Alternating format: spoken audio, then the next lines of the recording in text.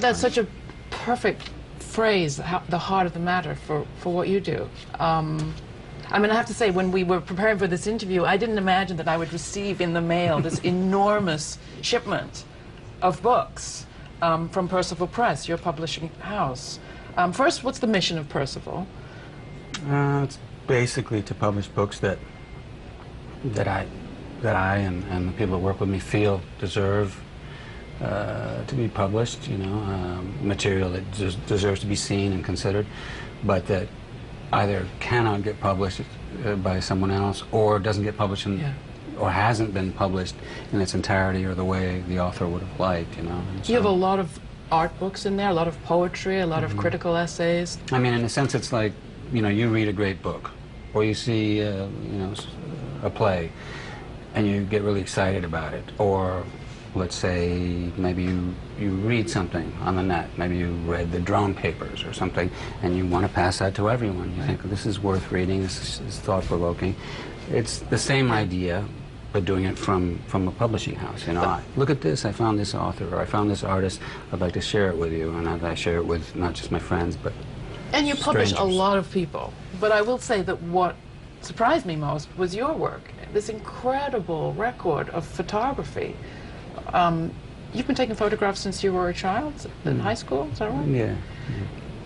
Getting to the heart of the matter seems to be what you're doing with your photographs. What do you think you're doing? Yeah, no, I'm trying to get to what exactly is going on right now. You know, what's happening.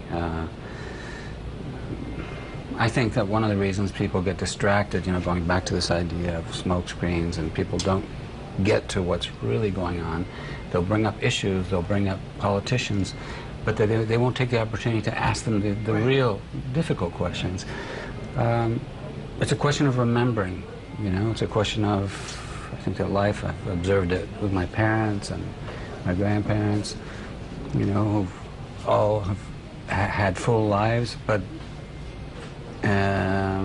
you know, it goes quickly. Yeah. It does go quickly, and it's worth paying attention. And the things that I value in memory are certain things that they wrote down, or images that they made.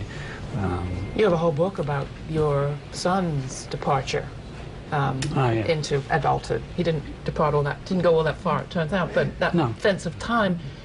How else do you decide what you're photographing? There's a beautiful line in one of the introductions to, I think it's this book, the sign language book. Kevin Power writes that by bringing his eye close to the subject, to the object, the photographer is initiating a relationship.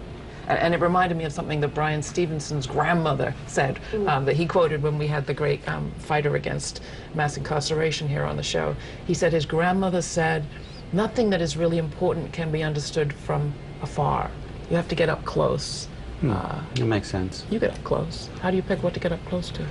In some sense, by virtue of doing it all the time, whether you take a picture or not, just having a camera with you, which is more common nowadays, you know, because every telephone is a camera. It's a completely different world, but it didn't used to be so normal to have a camera with you everywhere you went, in your pocket, in your bag, in your car, on the train, whatever.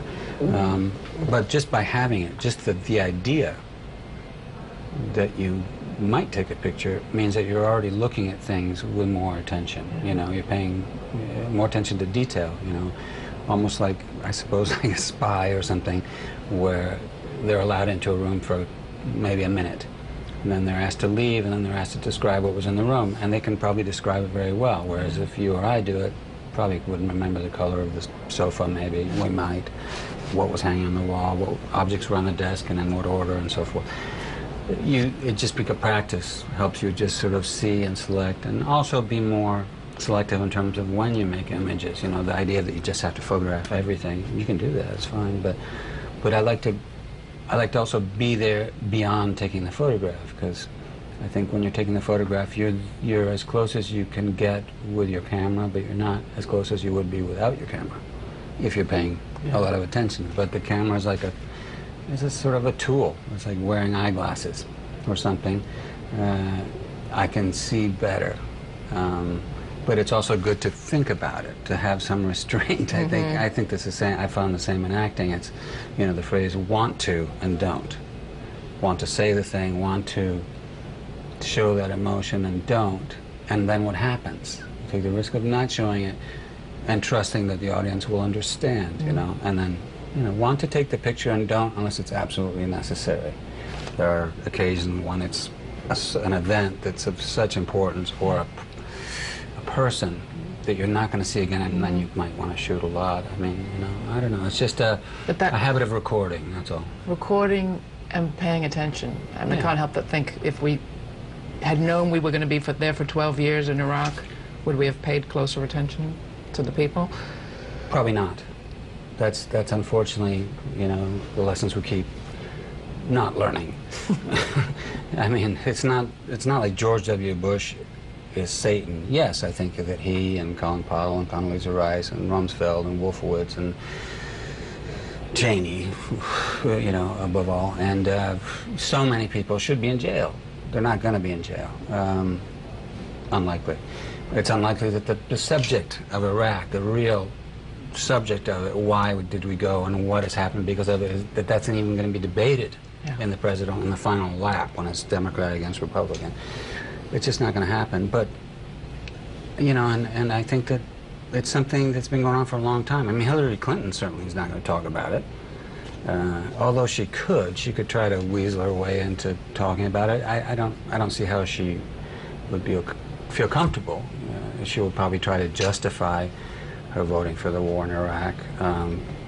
I don't know. It would probably be an uncomfortable moment that she would probably try to gloss over. I mean, the Clinton doctrine, her husband's presidency, I mean, that started the whole thing that Bush followed and Obama follows today, which is a doctrine that says that the United States government assumes that it has the right to use unilateral military force anywhere it wants at any time in order to secure resources, foreign markets, and to enforce its you know, political aims all over the world. I mean, that's something that it keeps happening. I think it will keep happening. And so then I understand people that say, "Oh, what's the point of voting? What's the point of why even try? Why even talk about it?" I understand, because it doesn't seem like it changes. But you have a choice. You either do something or you don't in life. You either bear witness, which is what this book does and what this book does. You either bear witness and say what these something, books do. and you hope that there's some incremental change. I mean, I think that, you know, Hillary Clinton has been forced to speak about certain things, about economic justice and inequality by Bernie Sanders. Although Bernie Sanders supported all those same wars. Yeah. And about climate, you know, she's forced to talk a little bit about that. But yes, he's approved every military appropriations bill that she did.